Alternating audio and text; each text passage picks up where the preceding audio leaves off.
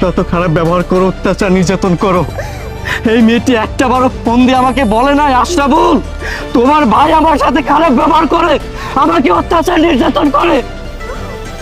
তোমাকে সব সময় সম্মান করে, শ্রদ্ধা করে, বড় ভাই হিসেবে দেখে।